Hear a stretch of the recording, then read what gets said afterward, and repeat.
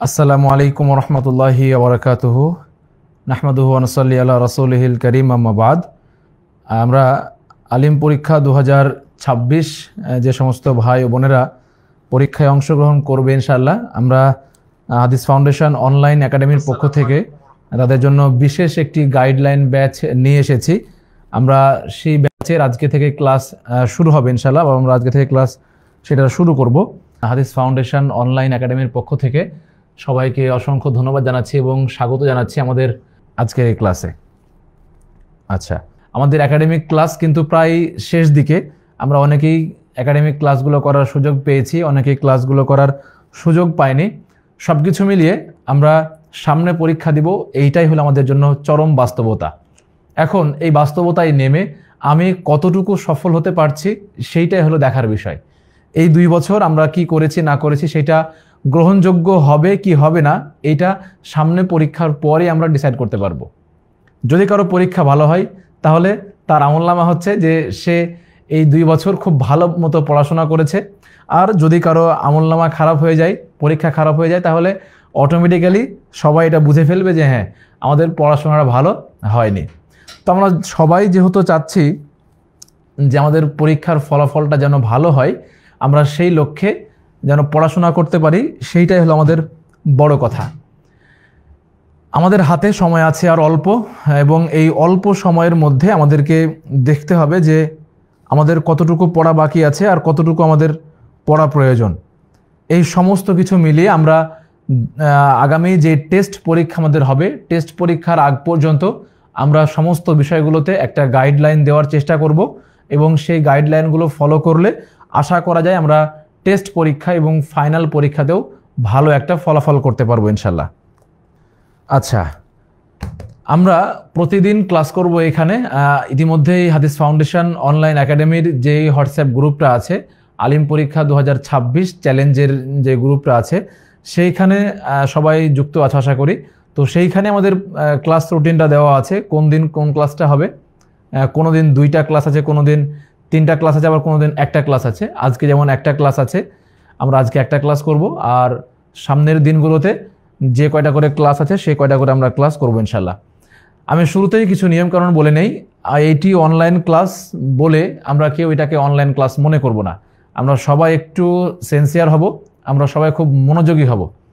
আমার ক্লাসে আমার নিয়ম হচ্ছে যে আমরা সবাই ক্লাসে খাতা কলম রাখবো, এবং হাঁটতে হাঁটতে চলাফেরা করতে অথবা শুয়ে থেকে ক্লাস করব না। সুন্দর মতো পড়ার টেবিলে বসে একটা খাতা কলম নিয়ে সামনে মোবাইল ফোনটা রেখে একদম স্টুডেন্ট হিসেবে আমরা বসবো ইনশাল্লাহ। কেউ রাস্তায় চলাফেরা অবস্থায় কিংবা জাস্ট পাশে রেখে দিয়ে শুনছি, এরকমটা যেন না হয়। ইতিমধ্যেই যারা খাতা কলম নাই হাতে বা দাঁড়িয়ে বসে আছি, তারা খুব সিরিয়াস হয়ে খাতা কলম নিয়ে বসে পড়ি। আমরা আর 1 মিনিট সময় দিচ্ছি, আমরা 1 মিনিটের মধ্যে সবাই খাতা কলম নিয়ে বসে পড়ি। আর এর ফাঁকে আমরা একটু কমেন্ট করে জানাই, আচ্ছা, যে আমরা পরীক্ষাটা দিব কোন প্রতিষ্ঠান থেকে। প্রতিষ্ঠানের একটু নামগুলো যদি আমরা জানতে পারি তাহলে সবার জন্য ভালো হবে, যে কোন কোন প্রতিষ্ঠানের শিক্ষার্থী ভাইরা আমাদের সঙ্গে যুক্ত আছেন। আচ্ছা, আর ইতিমধ্যেই যারা আছেন তারা কিন্তু অবশ্যই ভালো মতো সুন্দর করে গুছিয়ে বসে পড়বে এক জায়গায়। ঠিক আছে, আমরা তাহলে আমাদের আজকের ক্লাসটা শুরু করব, আর সময় নেব না। অবশ্যই যারা খাতা কলম সাথে নেই, খাতা কলম রাখতে হবে এবং ক্লাসকে ক্লাসের মতো করে নিতে হবে, এটা হোক অনলাইন কিংবা অফলাইন।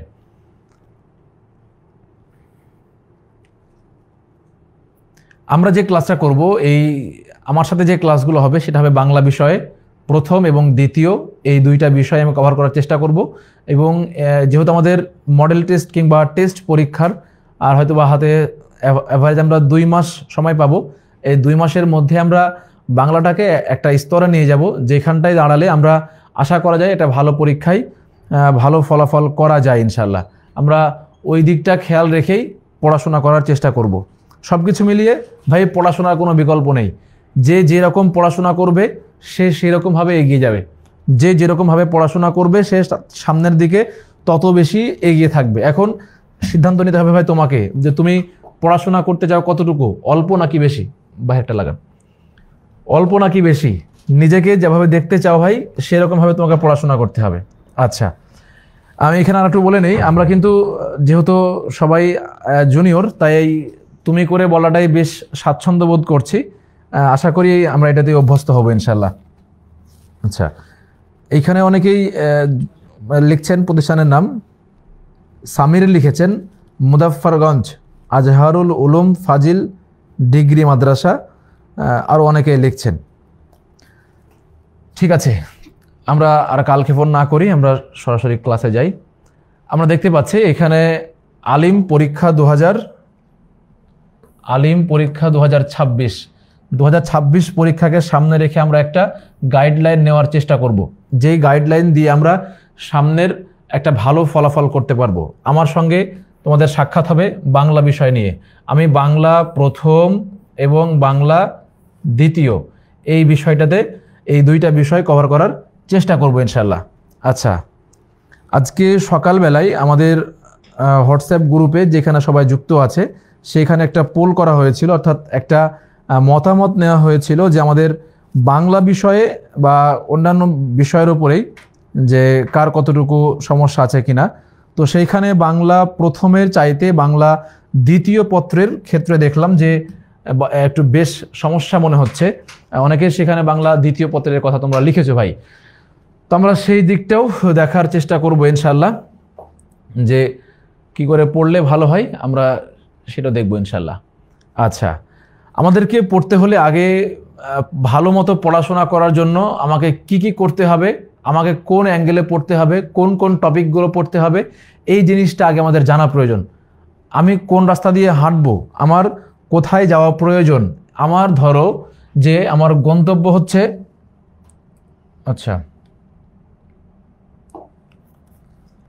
আমার যদি গন্তব্য হয় এই জায়গাটাই, ধরো এইটা হচ্ছে আমার গন্তব্য, তাই না? যদি এটা আমার গন্তব্য হয়, আমি এখন এইখানটায় আছি, আমাকে যদি এখানে পৌঁছতে হয় তাহলে আমাকে কোন রাস্তা ফলো করে এখানে পৌঁছতে হবে। দেখা যাবে যে আমাকে ওই জায়গাটায় পৌঁছতে হলে কখনো আমাকে বাসে উঠতে হতে পারে, আবার আমাকে কখনো ট্রেনে উঠতে হতে পারে, আবার কখনো বা আমাকে সেখানে যাইতে হলে আমাকে রিক্সায় উঠতে হতে পারে। এতগুলো মাধ্যম পার করে আমি আমার এই গন্তব্যটাই পৌঁছতে পারবো। তাহলে যখন আমি জানি যে অমুক স্থানে যাওয়ার পরে আমাকে একটা বাস সংগ্রহ করতে হবে, তারপরের স্থানে যাওয়ার পর আমাকে একটা ট্রেন ম্যানেজ করতে হবে, কিংবা ট্রেনে ওঠার জন্য যে সময়টা সেই সময়টা আমাকে পৌঁছতে হবে, তারপরে ওইখান থেকে একটা রিক্সা নিতে হবে, তারপরে আলটিমেটলি আমার যে গন্তব্য আমি সেইখানে পৌঁছতে পারবো। এতগুলো কথা বলার আমার উদ্দেশ্য হচ্ছে, যখন তুমি জানো যে আমি পরীক্ষায় এই ফলাফলটা করতে চাই, আমি পরীক্ষায় এই লেভেলটায় পৌঁছতে চাই, তার মানে তোমাকে ওইখানে পৌঁছতে হলে কোন কোন জিনিসগুলো তোমার করা প্রয়োজন এগুলো তোমাকে আগে থেকেই ভাই জানতে হবে। এখন যত বেশি তুমি এইটা নিয়ে স্টাডি করবে, যত বেশি তুমি তোমার উইকনেসগুলো আইডেন্টিফাই করবে, যত বেশি তুমি তোমার দুর্বলতাগুলোকে খুঁজে খুঁজে বের করবে এবং সেগুলোকে সলভ করার চেষ্টা করবে, তত বেশি ভালো হবে। এজন্য বাংলা প্রথম এবং দ্বিতীয় পত্রে ভালো করতে হলে আমাদেরকে অবশ্যই জানতে হবে যে আমাদের পড়ার জায়গাটা কোথায়, আমাদের পড়াশোনার বা পড়ার মেন জায়গাটা কোথায়। আমরা যদি প্রথমেই বাংলা প্রথম পত্রের মানদণ্ডটা দেখে নেই এবং সেইখানটাই কীভাবে ভালো করে যায় সেটা দেখি, তাহলে ব্যাপারটা আরও বেশি পরিষ্কার হবে। ইতিমধ্যে হয়তো আমরা জানি যে আমাদের বহু নির্বাচনী বা এমসিকিউ যেটা সেটা হচ্ছে 30 মার্কসের এমসিকিউ। 30 মার্কসের এমসিকিউ আমাদের এইখানে থাকছে। 30 মার্কসের মধ্যে আমাদের গদ্যাংশ থেকে থাকবে হলো 15টি এবং পদ্যাংশ বা কবিতাংশ থেকে থাকবে 15টি, অর্থাৎ 15 প্লাস 15 মোট এই 30 মার্কস। এই 30 মার্কসের উপরে আমাদের ভাই পরীক্ষাটা হবে। এমসিকিউ যেটা থাকবে, এমসিকিউটা আমাদের এমসিকিউ হবে 30 মার্কসের। আচ্ছা, এরপরে আমরা জানি সৃজনশীলের যে ব্যাপারটা থাকে, সৃজনশীল আসবে হলো 70 মার্কের। 70 মার্কের মধ্যে সৃজনশীলে আমাদের 70 মার্কের মধ্যে গদ্যাংশ থেকে থাকবে হলো 6টা,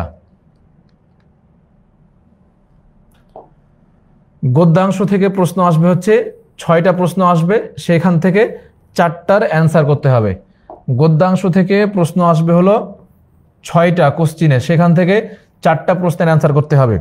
এখন আমাদের সিলেবাসে দেওয়া আছে ভাই 13টা গল্প দেওয়া আছে এবং 14টা কবিতা দেওয়া আছে। 13টা গল্প এবং কবিতা হলো 14টা। সেইখান থেকে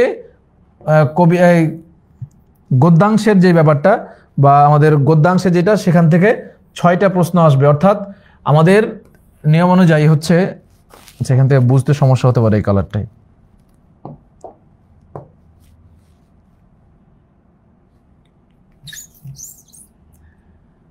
আমাদের 13টা যদি আমি গদ্যাংশ পড়ি, 13টা গদ্যাংশ থেকে প্রশ্ন হবে 6টা, সেই 6টা থেকে আমাকে লিখতে হবে 4টা। এরপরে 14টা হচ্ছে পদ্যাংশ বা কবিতাংশ, 14টা থেকে প্রশ্ন আসবে হচ্ছে আমার 5টা, 5টা থেকে লিখতে হবে 3টা। তাহলে এখানে 3টা, এখানে 4টা, 4 আর 3 হলো মোট 7টা প্রশ্ন হচ্ছে। 7টা প্রশ্নে মোট 70 মার্ক, আর এমসিকিউ হলো 30 মার্ক। মোট হচ্ছে আমার 100 মার্কসের পরীক্ষা।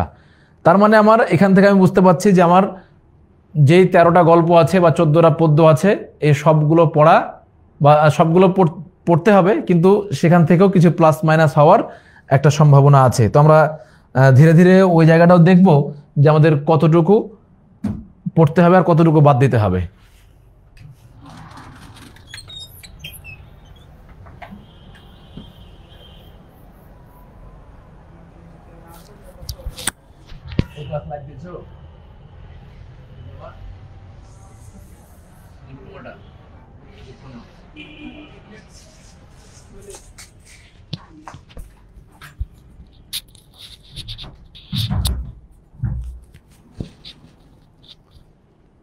আচ্ছা, মাঝখানে একটু ইয়ে হয়ে গেছিল।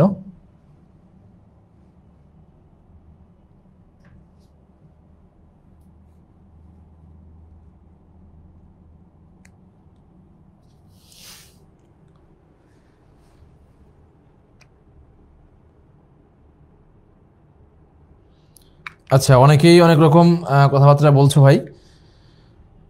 আমি আমার সিলেবাস অনুযায়ী আমাদের তোমাদের যে সিলেবাসটা আছে আলিম পরীক্ষার, এই সিলেবাসে কিন্তু তোমাদের ফুল সিলেবাসে পরীক্ষা হবে। ফুল সিলেবাসে তোমার 13টা গদ্য আছে আর পদ্য আছে হলো 14টা।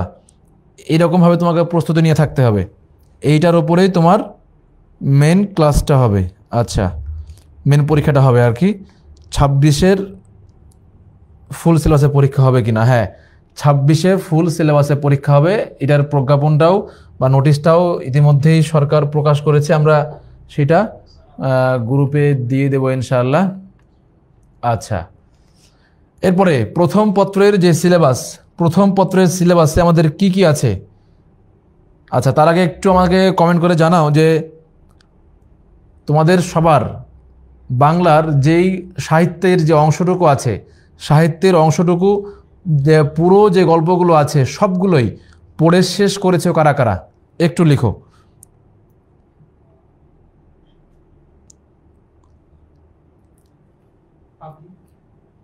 প্রাইভেট, প্রাইভেট তো না, আনলিস্টেড। কারা কারা ফুল সিলেবাসটা পড়ে শেষ করেছো একটু কমেন্ট করে জানাও দেখি।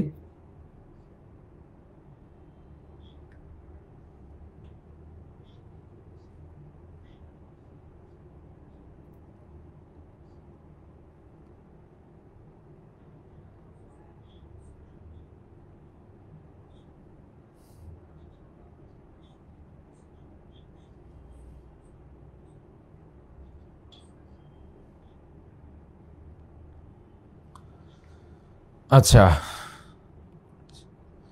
এমডি সামির, তিনি সবগুলো পড়ে শেষ করেছো।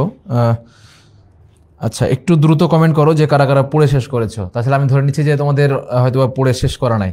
আচ্ছা, তোমরা কি জানো যে তোমাদের সিলেবাসে কোন কোন গল্পগুলো আছে? সমস্ত গল্পগুলো কার কার জানা আছে যে আমার এই গল্পগুলো আসবে পরীক্ষায়?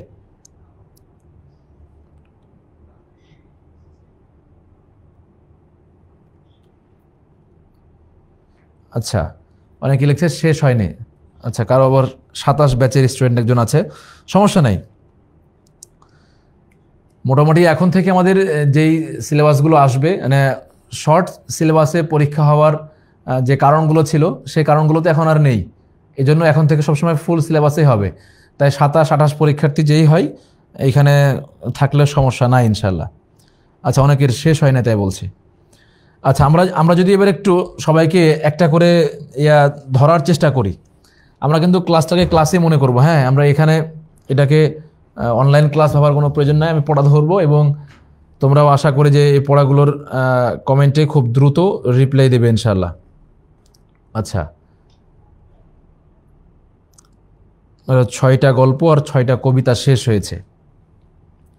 সমস্যা নেই, আমরা সবগুলোই শেষ করব এবং আমাদের ক্লাসের নিয়ম হচ্ছে যে আমরা ক্লাস করব এবং ক্লাসের শেষে আমরা কিছু পরীক্ষা দেব এবং এই পরীক্ষাটা হবে আগামী, আমাদের ক্লাস থাকবে প্রতি সোমবারের দিন দুপুরবেলায় পরীক্ষাটা হবে এবং আমরা সন্ধ্যা 7টা 40-এ ক্লাস শুরু করব। সেই সময়ে পরীক্ষার যে কোশ্চেনগুলো থাকবে আমরা সেগুলোর সলভ ক্লাস আগে দিয়ে দিব, কোশ্চেনটা সলভ করে দেব। ওই সলভ করার পরে আমরা তখন মেন ক্লাসে ঢুকবো ইনশাল্লাহ। এখন তোমরা কেউ এটার বই পুস্তক খুলবা না, তোমরা এটার কেউ বই দেখবা না। বই না দেখেই একটু আমাকে অ্যান্সার দাও যে জীবন বৃক্ষ নয়, রেইনকোট না, তোমার এই যে নেকলেস যে গল্পটা আছে সর্বশেষ, যেটা নেকলেস গল্পের লেখককে এটা একটু তোমরা জানাও।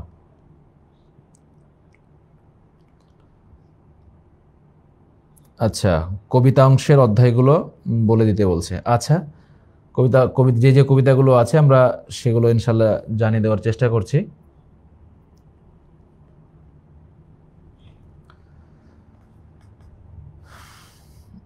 সবাই একটু কমেন্ট করে জানাও যে নেকলেস গল্পের মূল যেই লেখক তার নামটা কি?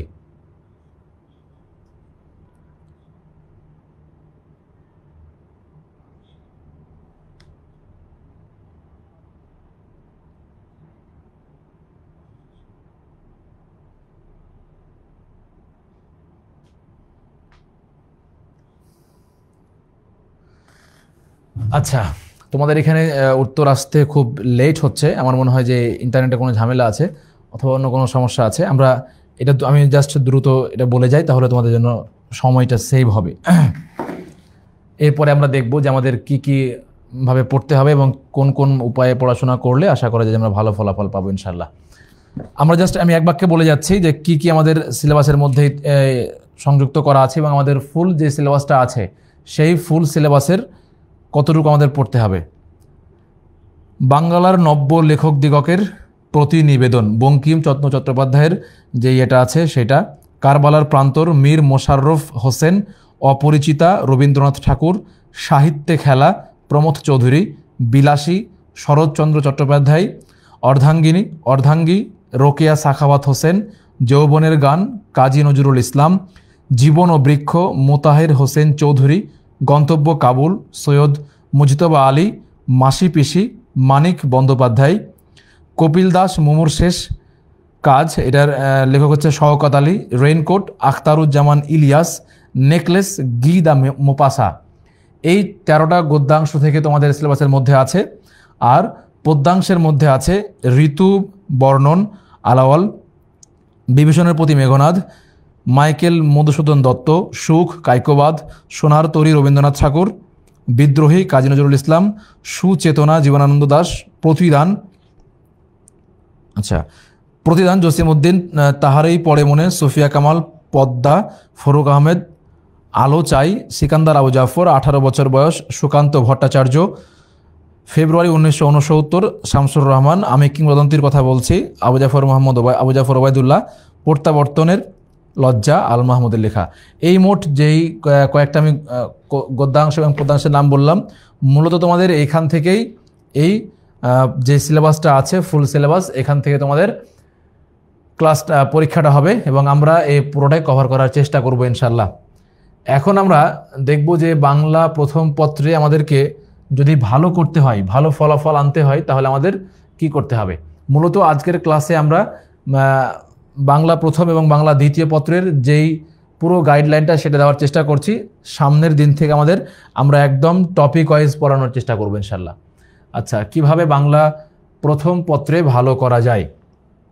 আচ্ছা, প্রথম যেই কথাটা হচ্ছে ভাইয়া, তোমাকে অবশ্যই মূল যে বইটা আছে, মূল বইটা যেটা আছে, এই মূল বইটা একাধিকবার পড়তে হবে। একবার পড়লে হবে না, এইটা শুধু একবার পড়ে রাখলে হবে না, এইটা একাধিকবার পড়তে হবে। ইতিমধ্যে অনেকেই আমি মন্তব্যে জানতে পেরেছি যে তোমাদের কারো কারো 6টা 7টা, কারো কারো 8টা পড়া হয়েছে, তার মানে এখনও পুরো গল্পগুলো ভাই তোমরা পড়ে শেষ করতে পারোনি। পরীক্ষার একদম কাছে চলে এসেছে, টেস্ট পরীক্ষা হয়তোবা ডেট ইতিমধ্যে দিয়ে দিয়েছে, নভেম্বরের তোমাদের টেস্ট পরীক্ষা।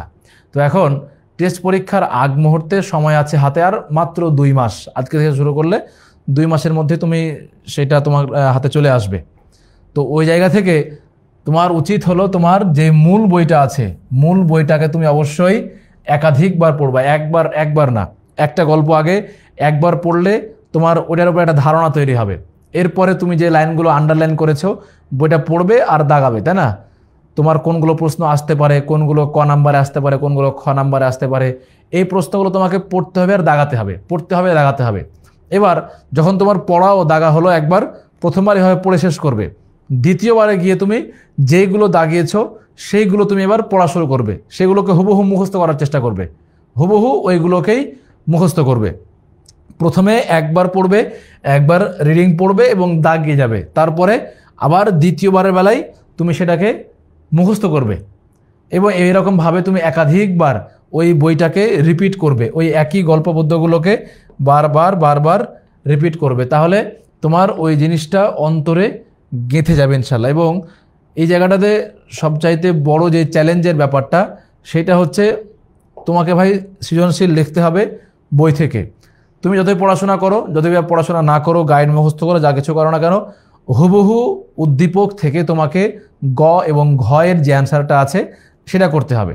আর ওইটা করতে হলে তোমাকে অবশ্যই মূল যে টেক্সট, ওই মূল টেক্সটের কোনো বিকল্প নেই, মূল টেক্সটের কোনো বিকল্প নেই। আর এই সৃজনশীলের যুগে এসে যদি কেউ অন্য কারো দেখে দেখে লেখার চেষ্টা করে, তাহলে এইটাতে দুঃখের বিষয় আর কিছু থাকে না। আচ্ছা, এরপরে পড়ার সময় কবি পরিচিতি পড়তে হবে। কবির যে পরিচিতিগুলো আছে, প্রত্যেকটা বই, যার যার কাছে যেই প্রকাশনের বই থাকুক না কেন, প্রত্যেকটা বইয়ের শুরুতে যেই লেখক আছে ওই লেখক সম্পর্কে শুরুতেই পরিচয় দেওয়া আছে, লেখক পরিচিতি। যখন লেখক পরিচিতি আবার সবটাই পড়তে হবে না, যেগুলো তোমার সিলেবাসের মধ্যে আছে, যে 13টা বা 12টা গল্প তোমার এর মধ্যে আছে সেইটা। যেমন ধরো যে কারবালার প্রান্তর, মীর মোশাররফ হোসেন, তাই না? এখানে শুরুতেই ওনার একটা পরিচিতি দেওয়া আছে। এখন পরিচিতির কতটুকু অংশ মুখস্থ করব ভাই আর কতটুকু করব না, তোমাকে অবশ্যই পরিচিতি অংশের লেখকের জন্ম, মৃত্যু এবং স্থান, লেখকের জন্ম, মৃত্যু এবং স্থান, এই দুইটা মাস্ট মুখস্থ করতে হবে। সেই সাথে লেখকের যে সমস্ত রচনাবলীগুলো আছে, যে সমস্ত রচনাবলী, সে রচনাবলীগুলো মুখস্থ রাখতে হবে। রচনাবলী অবশ্যই মুখস্থ রাখতে হবে, কোনটা তার তোমার কাব্যগ্রন্থ, কোনটা পদ্যের গ্রন্থ, অথবা কোনটা সাহিত্যের গ্রন্থ, এই সমস্ত জিনিসগুলো তোমাকে অবশ্যই মুখস্থ রাখতে হবে। এই 3টা জিনিস কোনোভাবেই মিস করা যাবে না, লেখকের জন্ম, মৃত্যু এবং তোমার হচ্ছে লেখকের সৃষ্টিকর্ম বা তার সাহিত্যকর্ম। আর 3 নাম্বারটা হচ্ছে যে গল্পটা আমরা পড়ছি সেই গল্পটা লেখকের কোন সাহিত্যের অংশ। আমরা যে গল্পটা পড়ছি সেই গল্পটা লেখকের কোন সাহিত্যের অংশ, এইটা অবশ্যই আমাদেরকে জানতে হবে। তাহলে কবি পরিচিতির মধ্যে থেকে এই 3টা জিনিস মাস্ট। আর এর চাইতে বেশি কেউ যদি পায় তাহলে সেটা অবশ্যই তার জন্য প্লাস পয়েন্ট। তোমার যতটুকু সম্ভব হয় সেখান থেকে মনে রাখার, সেটা তুমি মনে রাখার চেষ্টা করবে। এবং সবচাইতে গুরুত্বপূর্ণ কথা হচ্ছে যে তুমি এটা এখন পড়ে রাখলে তোমার অ্যাডমিশনের সময় গিয়ে এই জিনিসটা তোমাকে অত্যধিক উপকার করবে। ওই সময় গিয়ে তুমি বুঝতে পারবে যে কবি পরিচিতিগুলো আগে থেকে পড়ে রাখার কি ফলাফল আসে। এরপরে পাঠ পরিচিতি।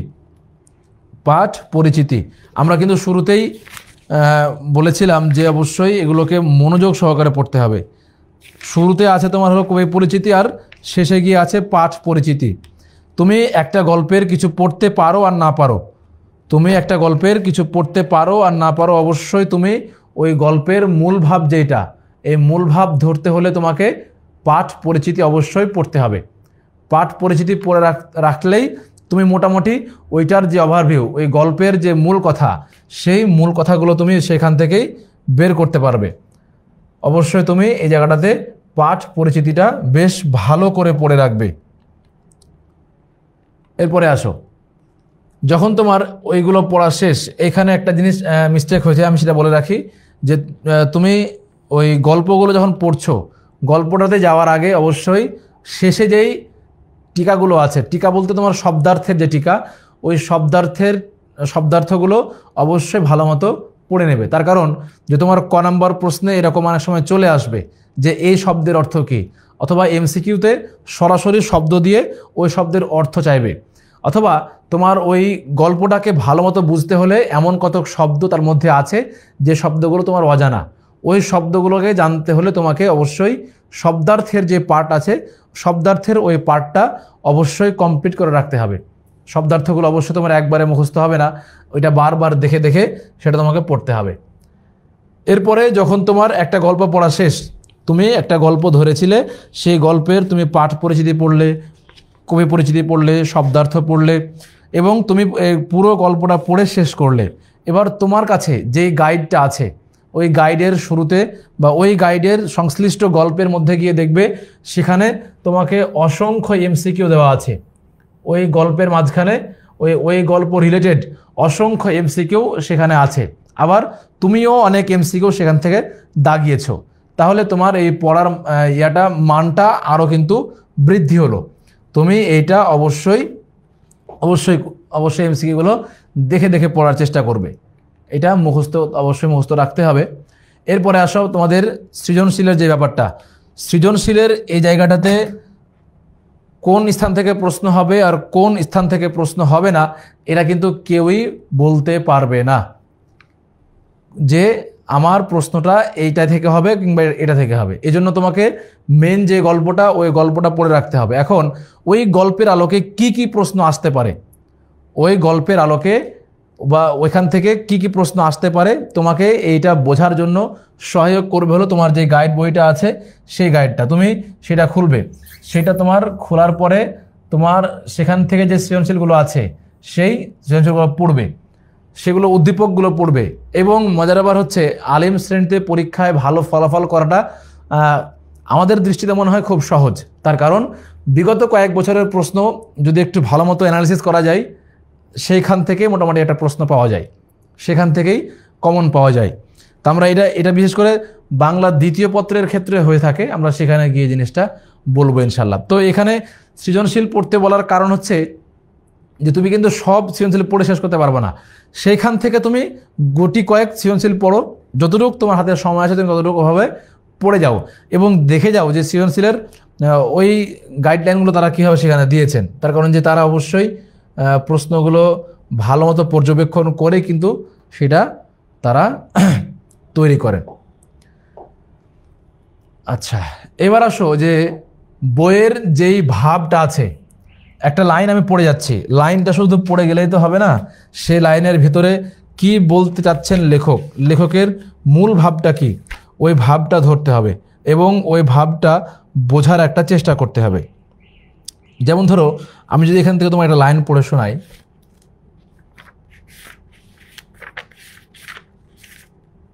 আচ্ছা, যে জীবন বৃক্ষ মোতাহের হোসেন চৌধুরীর যেই লেখাটা আছে, এই জায়গাটাতে এই গল্পটা মোটামুটি একটু বোঝার মতো এবং এটাকে একটু ভালো করে পড়তে হবে। তো কেন বলছি এখানে যে ভাষাগুলো সেরকমভাবে পড়ে বুঝে বুঝে পড়তে হবে যেন তুমি এটা পরীক্ষায় লিখতে পারো। এখন আমি এখানে পড়ি, দেখো, সমাজের কাজ কেবল টিকে থাকার সুবিধা দেওয়া নয়, মানুষকে বড় করে তোলা, বিকশিত জীবনের জন্য মানুষের জীবনে আগ্রহ জাগিয়ে তোলা, স্বল্প প্রাণ স্থল বুদ্ধি ও জবরদস্ত প্রিয় মানুষের সংসার পরিপূর্ণ।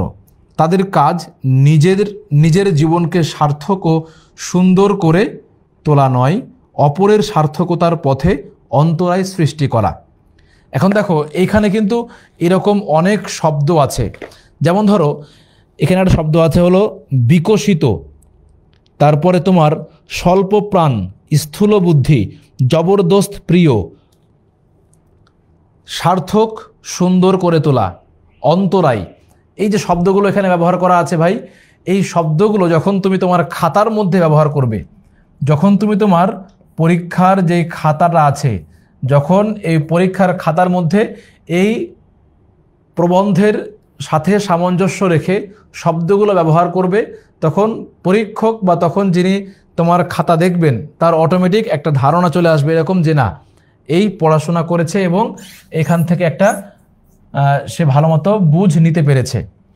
এই ভাব এবং ভাষাগুলো বুঝতে বলার অর্থটাই হচ্ছে, যখন পরীক্ষক তোমার খাতা দেখবেন, ওই খাতা দেখার সময় অবশ্যই তিনি 2-3টা তোমার উত্তর পড়ে দেখবেন এবং দেখবেন যে তার শব্দের জ্ঞান কত আছে। কিংবা বইয়ের ভাষা একটা, আর আমরা কথা বলি কিন্তু আর এক ভাষায়, তাই না?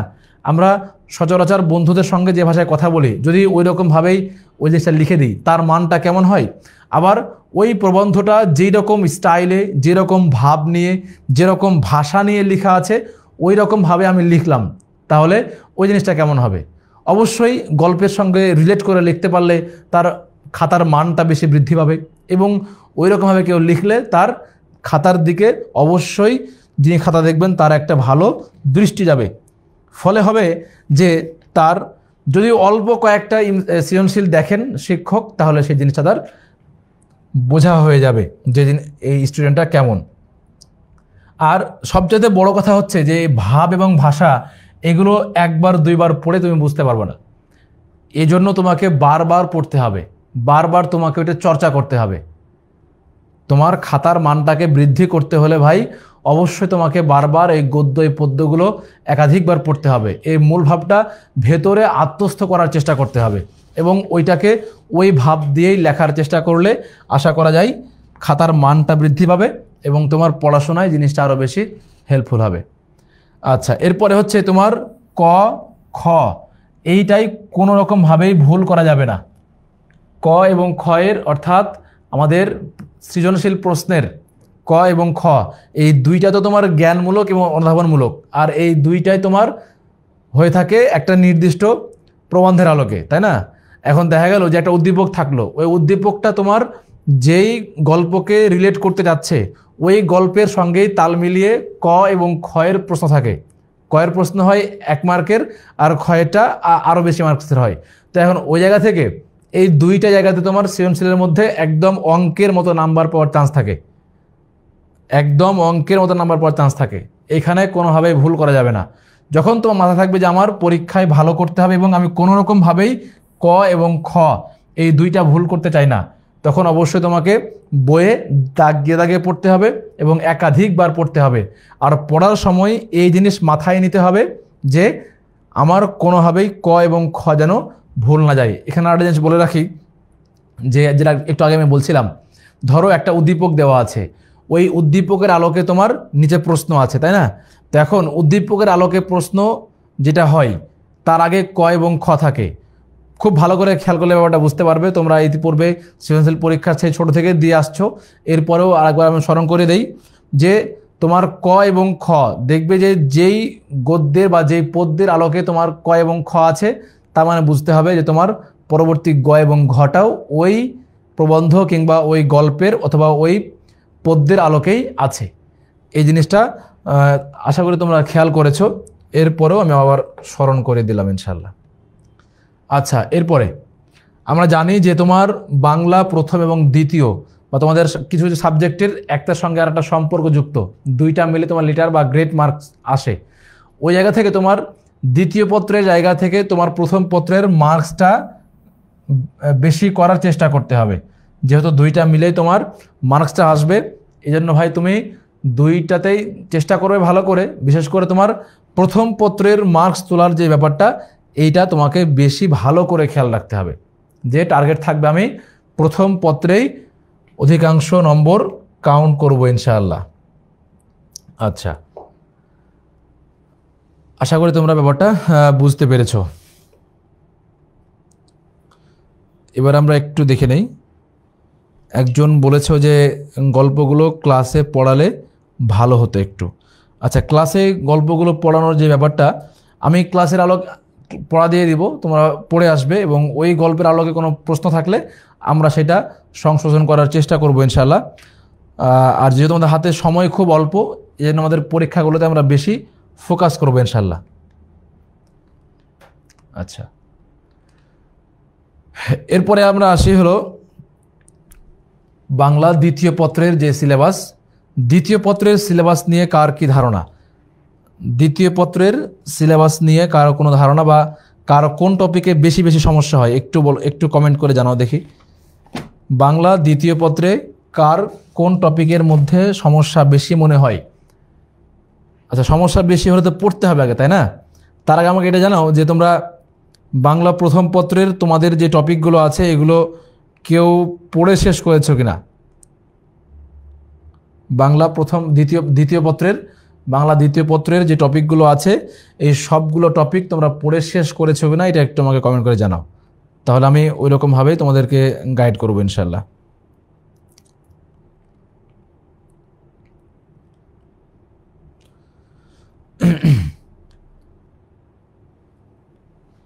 বাংলা দ্বিতীয় পত্রের সমস্ত ইয়েগুলো তোমাদের পড়া হয়েছে কিনা একবারও এটা একটু আমাকে কমেন্ট করে জানাও। আর আমি এর ফাঁকে একটা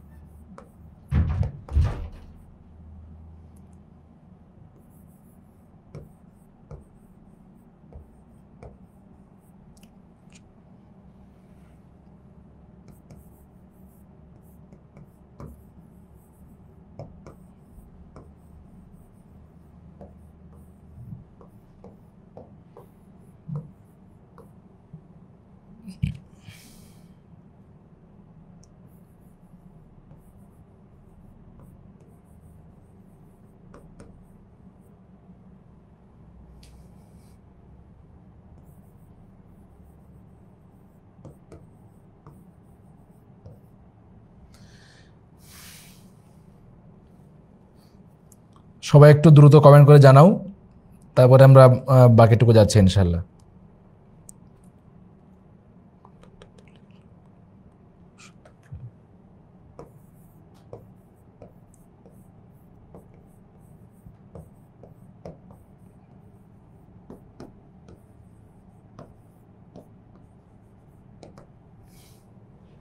আচ্ছা,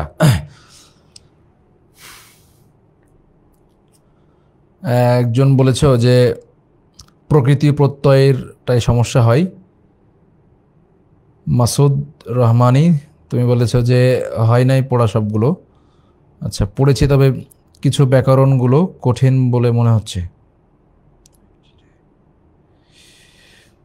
আচ্ছা, এইখানে যে ব্যাকরণের যে টপিকগুলো আমি লিখেছি তোমাদের মূলত এই টপিকগুলো থেকেই তো প্রশ্ন হয়, তাই না? এখান থেকেই তো প্রশ্নগুলো হবে। এখানে যে 6টা টপিক আমি লিখেছি এই 6 টপিকের আলোকেই তোমাদের প্রশ্নগুলো হবে। তো এখন যার যেখানে সমস্যা শুধু তোমরা সংখ্যাটা লেখো, আমি এখানে লিখে দিচ্ছি।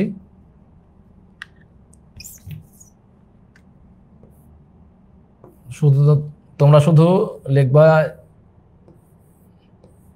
সংখ্যা লেখো, কার কোনটায় সমস্যা হয়। 1 2 3 4 5 6 করে আমি লিখে দিলাম। কার কি সমস্যা হয়, কোনটাতে সমস্যা হয় এটা একটু তোমরা লিখে দাও। শুধু যার যার তোমার উচ্চারণের সমস্যা 1 লেখো, বানানের সমস্যা হলে 2 লেখো, ব্যাকরণিক যে প্রয়োগ সেখানে সমস্যা হলে 3 লেখো, বাক্যতত্ত্ব সমস্যা হলে 5 লেখো। এরকমভাবে শুধু জাস্ট খালি কমেন্টটা করে দাও যে 1 2 3 4 অথবা 5, যার যেখানে সমস্যা শুধু তোমরা সংখ্যাটা লেখো।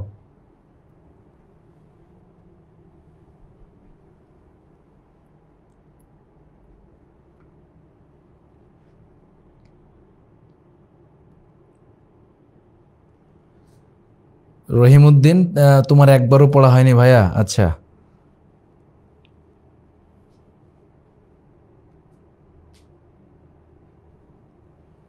আচ্ছা 2 নাম্বার বানানের সমস্যা একজনের। আচ্ছা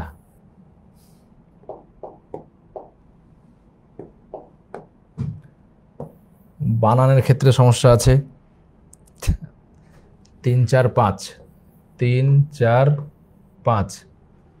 আচ্ছা সমস্যা এগুলোতে হলো। আর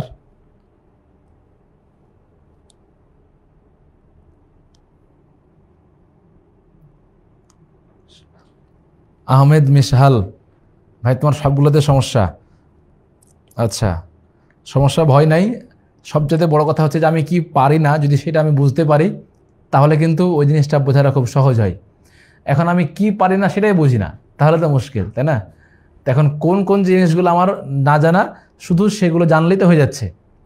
ঠিক আছে, যেহেতু তুমি আইডেন্টিফাই করতে পেরেছো যে তোমার সবগুলোতে সমস্যা, এর মানে তাহলে তোমাকে সবগুলোই পড়তে হবে এবং ভালো মতো পড়তে হবে।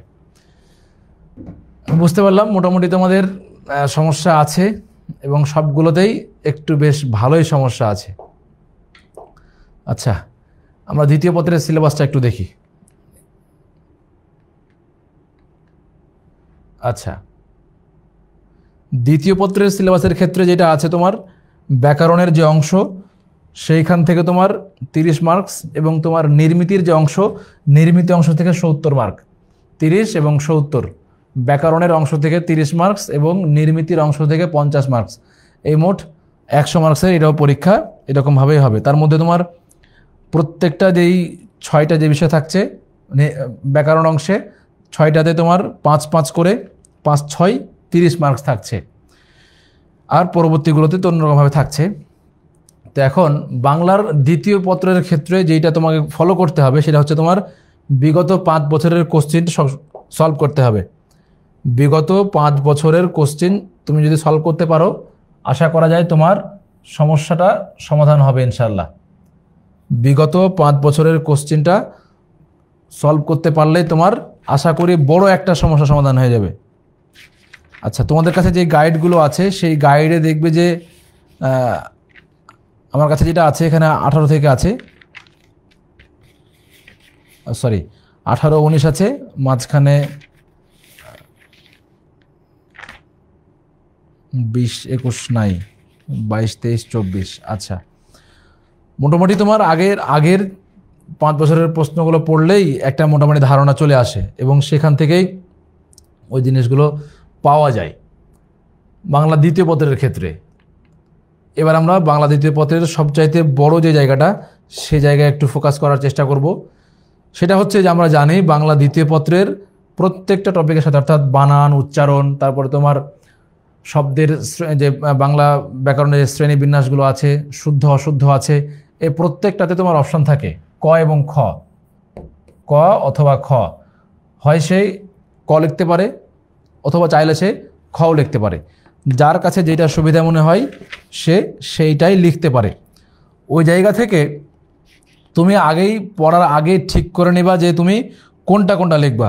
এখন ধরো তোমার যেই উচ্চারণের যেখানে সেখানে তোমার উচ্চারণ লিখবে, নাকি উচ্চারণের যে নিয়মগুলো আছে সেই নিয়মটা লিখবে, নাকি তুমি সরাসরি উচ্চারণটাই লিখবে, কোনটা লিখবে, এই জিনিসগুলো তোমাকে আগে সিদ্ধান্ত নিতে হবে যে কোন কোন জায়গাটা আমি লিখবো, কোন জায়গাটা আমি বেশি ভালো পারি, আমি কি প্রয়োগের দিকটা বেশি ভালো পারি, নাকি জাস্ট আমি নিয়ম কারণগুলো বা রুলসগুলো লিখে দিলেই আমার ভালো আসে, সেটা দেখতে হবে। যেমন ধরো তোমার শুরুতে যেমন আমরা এখানে দেখতে পাচ্ছি যে উচ্চারণের ক্ষেত্রে এখানে তোমার অধ্বনি উচ্চারণের 5টি নিয়ম লেখো অথবা বফলার 5টি নিয়ম লেখো, এরকমভাবে থাকে। এখানে ক খ থাকে, আবার তোমার হচ্ছে যে সরাসরি শব্দ দিয়েই ওই শব্দগুলোর উচ্চারণ লিখতে বলা হয়। এখন তুমি আগে ঠিক করে নাও যে তুমি কোনটা লিখবা, সেইটা ফলো করলে বেশ ভালো হবে ইনশাল্লাহ। আমার মতে তোমার এই উচ্চারণের ক্ষেত্রে নিয়ম কানুনগুলো জাস্ট 5টা নিয়ম ঢালাও মুখস্থ করে গেলেই হয়। ওই 5টা নিয়ম মুখস্থ করে দিলেই, লিখে দিলেই মোটামুটি ভালো মার্কস চলে আসে। এরপরে তোমার 2 নম্বরে থাকে হচ্ছে যে বানানের যে নিয়মটা, ক হচ্ছে উচ্চারণ, 2 নম্বর হচ্ছে বানান। বানানটাও তুমি সরাসরি লিখতে পারো অথবা বানানের নিয়মটাও লিখতে পারো। আমার মতে তুমি যদি সরাসরি ওই বানানের যে সঠিক বানান যেটা সেটা লিখতে পারলে সবচেয়ে বেশি ভালো হয়, তার কারণ তোমার এখানে নাম্বারটা খুব দ্রুত করা যায়, তোলা যায় আর কি। এবার তোমার 3 নম্বরে থাকে হলো ব্যাকরণিক শব্দ শ্রেণী, যেটা এইখানে ব্যাকরণিক শব্দ শ্রেণীতে তোমার এখানে এসে কিছু বাক্য দেওয়া থাকে, সেইটাকে তোমার কোনটা কোন শব্দ, কোনটা কোনটা নাউন, কোনটা প্রোনাউন, আমরা যেগুলো ইংলিশে পড়েছি, কোনটা তোমার বিশেষ্য, কোনটা বিশেষণ, কোনটা ক্রিয়া, এই সমস্ত জিনিসগুলো ভাগ করতে বলা হয়ে থাকে। তো আশা করা যায় যে সেইটাই তোমরা লিখলে বেশ ভালো করতে পারবে। 4 নম্বরে গিয়ে তোমার থাকে হলো উপসর্গ থাকে, এরপরে তোমার সমাস থাকে। তোমার কাছে যেটা ভালো মনে হয় তুমি সেটা লিখবে, তবে উপসর্গ লেখাটাই বেশ ভালো, তার কারণ যে সমাস পড়তে হলে বা সমাস ওখান বুঝে ওই জিনিসটা করতে হলে একটু সময় লাগে। যেহেতু আমাদের হাতে সময় কম, আমাদের প্রেফার থাকবে যে উপসর্গের দিকটা বেশ ভালো করে খেয়াল রাখা যেতে পারে। এরপরে তোমরা 5 নাম্বার যে প্রশ্ন থাকে, 5 নাম্বার প্রশ্নে তোমার শব্দের যে রূপান্তরগুলো থাকে, বাক্যের যে রূপান্তর, বাক্যের যে পরিবর্তন, সেই পরিবর্তন করলেই ভালো করা যায়। তো এই আমার কাছে এখানকার মৌলিক যে কথা সেটা হচ্ছে, তোমার কাছে অপশান আছে ক এবং খ। তুমি এখনই ডিসাইড করবে যে তুমি কোনগুলো লিখবে। এখন পরীক্ষার খাতায় বসে তুমি যদি সিদ্ধান্ত নাও যে আমি এগুলো লিখবো, তাহলে তো ব্যাপারটা মুশকিল হয়ে যাবে। ওই জায়গা থেকে তোমাকে এখন থেকে সিদ্ধান্ত নিতে হবে যে আমি কোন দিকটা পড়বো, অর্থাৎ আমি কোন দিকটা অ্যান্সার করব। তুমি যেই দিক অ্যান্সার করতে চাও সেই দিকটাই তুমি ভালো মতো এখন থেকেই ফোকাস করবে। আচ্ছা, আমরা ক্লাসের শেষ দিকে চলে আসছি। আমরা এই 2 মাস কিভাবে কাটাবো, আমরা 2 মাসে যে আমরা ক্লাসগুলো পাবো টেস্ট পরীক্ষার আগে, সেই টেস্ট পরীক্ষার আগে আমাদের ক্লাসগুলো কেমন হবে সেটা আমরা একটু বলে দেই। আমরা এখানে বাংলা ব্যাকরণের ক্লাস করব, বাংলা সাহিত্যের ক্লাস করব। আমরা মোট এখানে 8টা ক্লাস পাবো। 8টা ক্লাসের মধ্যে আমরা 3টা ক্লাস করব ব্যাকরণের, এবং সেই সাথে আমরা সাহিত্যের ক্লাস করব হচ্ছে তোমার 4টা, এবং এর মধ্যে দিয়ে আমরা এই জিনিসটা শেষ করার চেষ্টা করব। এখন আগামী দিনের জন্য আমি তোমাদের কিছু পড়া দেব, তবে তার পূর্বে তোমাদের সবাইকে আমি একটা জিনিস রিকোয়েস্ট করব, সেটা হচ্ছে তুমি যেহেতু এইচএসসি পরীক্ষা বা আলিম পরীক্ষা দেবা 26 সালে, তার মানে তোমার হাতে সময় খুবই কম, সামনে টেস্ট পরীক্ষা। তোমার আজকে উচিত খাতাপত্র নিয়ে বসে পড়া এবং তোমার বইগুলোকে সামনে রাখবে। সামনে রেখে প্রত্যেকটা বই খুলে খুলে দেখবে যে তোমার বইয়ের কতটুকু পড়া হয়েছে, কতটুকু পড়া বাকি আছে। এখন ওই যতটুকু পড়া বাকি আছে সেটাকে কভার করতে হলে তোমার কতটুকু পড়তে হবে, দিনে কত ঘন্টা পড়তে হবে, এবং কোন কোন জিনিসগুলো পড়তে হবে, এগুলো পুরোটাই তুমি প্রত্যেকটা সাবজেক্টের একটা খাতা করে লিখে ফেলো যে আমার এই জিনিসগুলো বাকি আছে, আমাকে এইগুলো পড়তে হবে। এবং তুমি নিজেকে একটা ডেডলাইন ফিক্সড করো যে আমি এই দিনের মধ্যে এই সাবজেক্টগুলো বা এই জিনিসগুলো আমি পড়ে শেষ করতে চাই। মোট কথায় তুমি তোমার পরীক্ষাকে নিয়ে একটা প্ল্যান তৈরি করবে, যে প্ল্যান মাফিক তুমি পড়াশোনা করবে, এবং ওই পড়াশোনার আলোকেই তোমার সামনের ফলাফলটা ভালো হবে ইনশাল্লাহ। আমি যতটুকু তোমাকে দেখালাম যে তোমার গদ্যরা তুমি কীভাবে পড়বে, পদ্য কীভাবে পড়বে, এই জিনিসগুলো মেনটেন করে তুমি এই টপিকটা শেষ করো। এর সাথে তোমার অন্য যে সাবজেক্টগুলো আছে ওই সমস্ত সাবজেক্টগুলোকে ন্যূনতম 2-3 বার পড়ে শেষ করো। একবার পড়া দিয়ে কিছুই হবে না। একবার পড়া দিয়ে আলিম পরীক্ষায় তোমার জিপিএ 5 পাওয়াটা একটু মুশকিল হয়ে যাবে। অবশ্যই তোমাকে 2-3 বার বইটা পড়ে পড়ে শেষ করতে হবে। তাহলে তোমার কাছে আমার মোস্ট রিকোয়েস্ট হচ্ছে এই জায়গাটায় এসে যে ভাই তুমি অবশ্যই তোমার যেই পরীক্ষা সে পরীক্ষাকে নিয়ে ভাবো, এবং ওই পরীক্ষার আলোকে তুমি এখন একটা ভালো মতো প্ল্যান বানাও। এখন হয়তো তোমার কষ্ট হচ্ছে, এখন হয়তো তোমার টেবিলে বসতে খুব কষ্ট লাগছে, কিন্তু যখন তুমি পরীক্ষায় খারাপ করে দেবে তখন কিন্তু এই কষ্টটা আরও বেশি লাগবে, 2 গুণ 3 গুণ আরও বেশি লাগবে। এরপর যেদিন তোমার ফলাফল প্রকাশ হবে, যেদিন তোমার রেজাল্ট বের হবে, সেদিন তুমি একটা রেজাল্ট তৈরি করলে, ওই রেজাল্টের দিন তোমার আরও কষ্ট লাগবে। তারপর আরও কষ্ট লাগবে যেদিন তুমি তোমার রেজাল্টের কারণে বিশ্ববিদ্যালয়ে ফর্ম পূরণ করতে পারছো না। যেদিন তুমি বিশ্ববিদ্যালয়ে ভর্তি হওয়ার জন্য ন্যূনতম যে গ্রেড লাগে ওই গ্রেডটাও তোমার পূর্ণ হচ্ছে না, সেদিন তোমার কষ্ট আরও বেশি লাগবে। একটা মানুষ, ধরো যে তুমি বা আমরা 12 বছর পড়াশোনা করলাম, ক্লাস 1 থেকে 12 পর্যন্ত আমরা 12 বছর পড়াশোনা করলাম। এখন 12 বছর পড়াশোনা করার পর যদি আমার এই রকম দশা হয় যে আমি উচ্চতর ডিগ্রির জন্য একটা বিশ্ববিদ্যালয়ে পড়ার মতো একটা রেজাল্ট তৈরি করতে পারছি না, তাহলে এর চাইতে দুঃখের বিষয় আর কী হতে পারে? সেই দিন তুমি আফসোস করবে যে আমি যদি আগে থেকে পড়াশোনাটা করতাম তাহলে বেশ ভালো হতো। তো ওই ভালোটা ভাই এখন বুঝো, এখনই বুঝে এখনই তুমি একটা ভালো মতো প্ল্যান তৈরি করো এবং একবার তোমার পিতামাতার দিকে তাকিয়ে দেখো, তাদের মুখের দিকে তাকিয়ে তুমি একটা ভালো মতো প্ল্যান করো, নিজেকে সময় দাও এবং পড়ার টেবিলে সময় দাও। পড়ার টেবিলে তুমি যত সময় দিবে তোমার সামনের দিনগুলো তত বেশি সুন্দর হবে। এখন হয়তোবা তুমি এই চিলমুড, জীবনে কোনো প্যারা নেই, এই সমস্ত জিনিসগুলোর দিকে খেয়াল রাখলে ভাই তোমাকে পরে খুব পস্তাতে হবে। এই জন্য ওই সময়ে গিয়ে হাত না কামড়িয়ে এখন থেকে তুমি দিনে ন্যূনতম 3 ঘন্টা 4 ঘন্টা পড়া একটা প্ল্যান করো যে আমি ক্লাসগুলোর বাইরে দিনে খুব কম পড়লেও আমি 4 ঘন্টা পড়ব। যদি আমি দিনে খুব কম পড়ি তাও যেন এই পড়া হয় 4 ঘন্টা, আর সর্বোচ্চ কোনো লিমিট নেই। 4 ঘন্টার নিচে কোনোভাবেই অ্যাকসেপ্ট না। অবশ্যই তোমাকে এখন 4 ঘন্টার বেশি পড়তে হবে। তার কারণ তোমাদের কমেন্টগুলো দেখে আমি যেটা বুঝতে পারলাম যে পড়াশোনায় এখন অনেক ঘাটতি আছে ভাই, আরও বেশি পড়তে হবে। এজন্য পড়াশোনার জন্য একটা প্রপার গাইডলাইন তৈরি করো যে আমার এই এই জায়গাগুলোতে গ্যাপ আছে, তারপরে একটা রুটিন তৈরি করো। আমি দিনে এই সময় পড়বো, এই সময় ঘুমাবো, এই সময় খেলতে যাব অথবা এই সময় বাইরে যাব, এই একটা রুটিন তৈরি করো, দৈনিক রুটিন। ওই রুটিন অনুযায়ী তুমি এবার ফলো করো। হ্যাঁ, তুমি হয়তো রুটিনটাতে অভ্যস্ত হতে একটু সময় লাগবে, কষ্ট হবে, কিন্তু কষ্ট করে হলেও টেবিলটা কামড়িয়ে ধরে থাকো এই 4-5টা মাস, তাহলে আশা করা যায় তুমি একটা ভালো ফলাফল করতে পারবে ইনশাল্লাহ। আচ্ছা,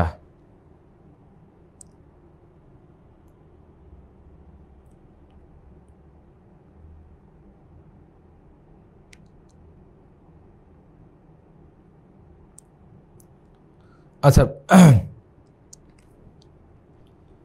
প্রশ্ন আমাকে মন্তব্য করছো যে কোন কোন বোর্ডের প্রশ্নগুলো ফলো করব। মাদ্রাসা বোর্ড তো একটাই, মাদ্রাসা বোর্ডের আগের যে প্রশ্নগুলো আছে সেই প্রশ্নগুলো ফলো করতে পারো। আর তোমার যদি তুমি বিভিন্ন মাদ্রাসার যে পরীক্ষাগুলো হয়, টেস্ট, বড় বড় যে মাদ্রাসাগুলো আছে সেই বড় বড় মাদ্রাসার যে কোশ্চেনগুলো আছে কারো মাধ্যমে, ওই কোশ্চেনগুলো সংগ্রহ করতে পারলে বেশ ভালো হবে। আচ্ছা, আরেকজন বলেছে যে ভাই বিগত 5 বছরের মধ্যে তোমার অর্ধেক সিলেবাসের পরীক্ষা হয়েছে। অর্ধেক সিলেবাসের পরীক্ষা হলেও তোমার ওই যে প্রশ্নের যে প্যাটার্নগুলো, সেই প্রশ্নের প্যাটার্নগুলো কিন্তু একই রকম থাকবে, জাস্ট তোমার সিলেবাসটা কমেছে। তুমি ওইখান থেকে একটা ধারণা পেয়ে যাবে যে তোমার কোশ্চেনটা, তোমার পরীক্ষাটা কীভাবে হচ্ছে। আচ্ছা, সলাতের দিকে খেয়াল রাখার কথা বলা হয়েছে আর কি। আমরা সেটা আমাদের রুটিন অনুযায়ী সামনে থেকে আমরা খেয়াল রাখবো ইনশাল্লাহ। আচ্ছা, সাজেশান বাহির হয়েছে কিনা একটু বলবেন। এখন পর্যন্ত কোনো সাজেশানের খবর আমরা পাইনি, সাজেশান বের হলে আমরা জানাবো ইনশাল্লাহ। আচ্ছা, এখন তোমাদের জন্য আগামী দিনের পরীক্ষা, আগামী দিন অর্থাৎ আগামী সোমবার দুপুরবেলায় পরীক্ষাটা হবে। সময়টা পরবর্তী সময় জানিয়ে দেওয়া হবে। পরীক্ষার জন্য তোমরা আগামী দিন পড়বে প্রথম থেকে 7 নাম্বার যে গদ্যটা আছে, প্রথম থেকে 7 নাম্বার যে গদ্য, এই প্রথম 7টা গদ্যের লেখক পরিচিতি এবং পুরো গদ্যটায়, মোট কথা তোমার এই প্রথম 7টা গল্পের ওপরে আমরা পরীক্ষা নেব ইনশাল্লাহ। প্রথম 7টা গল্পের ওপরে আমরা পরীক্ষা নেব এবং ওইটার উপরে আমরা আবার ক্লাস নেব। 1 থেকে 7 নাম্বার সিরিয়াল ওয়াইজ কোনটা আমরা আবার গ্রুপে লিখে দেবো ইনশাল্লাহ। ওই 7টার আলোকে আগামী দিন পরীক্ষা হবে এবং পরীক্ষাগুলো এমসিকিউ হবে ইনশাল্লাহ। আচ্ছা, মোটামুটি আমাদের ক্লাস শেষ। এখন যদি কারো কোনো প্রশ্ন থাকে, কারো কিছু বলার থাকে, তোমরা এখন বলতে পারো। পরীক্ষা কয় তারিখ জিজ্ঞেস করছো? পরীক্ষা হচ্ছে তোমার যেদিন যেই ক্লাস থাকবে সেদিন দুপুরে সেই ক্লাসের পরীক্ষা হবে। আমাদের সোমবারে আমাদের ক্লাস হচ্ছে, তার মানে আমাদের নেক্সট সোমবারে দুপুরবেলায় পরীক্ষাটা হবে। নেক্সট সোমবার দুপুরবেলায় পরীক্ষা হবে। 7টা গল্পের নাম শুনতে চেয়েছো? আচ্ছা, আমি ওই 7টা গল্পের নাম আমরা গ্রুপে লিখে দেবো ইনশাল্লাহ। এরপরেও যদি আমি তোমাদেরকে বলে দেই, 7টা গল্পের নাম আমরা গ্রুপে লিখে দেবো। তারপর আমি বলছি, বাংলার নব্য লেখকদিগের প্রতি নিবেদন, কারবালার প্রান্তর, অপরিচিতা, সাহিত্যে খেলা, বিলাসী, অর্ধাঙ্গী যৌবনের গান। বাঙ্গালার নব্য লেখকদিগের প্রতি নিবেদন, কারবালার প্রান্তর, অপরিচিতা, সাহিত্যে খেলা, বিলাসী, অর্ধাঙ্গী যৌবনের গান। এই 7টা থেকে প্রশ্ন হবে। আচ্ছা, একজন প্রশ্ন করেছে যে আমাদের ফাইনাল পরীক্ষাটা কবে হবে, এই ব্যাপারে কিছু বলা হয়েছে কিনা। এই ব্যাপারে নির্দিষ্ট কোনো ডেট এ পর্যন্ত প্রকাশিত হয়নি, তবে একটা ধারণা দেওয়া হয়েছে যে তোমার 26 সালের মে জুন মাসে এই পরীক্ষাটা হতে পারে। 26 সালের মে জুনের দিকে পরীক্ষাটা হতে পারে। আমরা ক্লাসটা এখানে শেষ করি। সুবহানাকাল্লাহুম্মা বিহামদিকা আশহাদু আল্লা ইলাহা ইল্লা আনতা আস্তাগফিরুকা ওয়া আতুবু ইলাইক। আসসালামু আলাইকুম ওয়া রাহমাতুল্লাহ। দেখা হবে নেক্সট ক্লাসে ইনশাআল্লাহ। আর তোমরা নিয়মিত ক্লাস করো ইনশাআল্লাহ।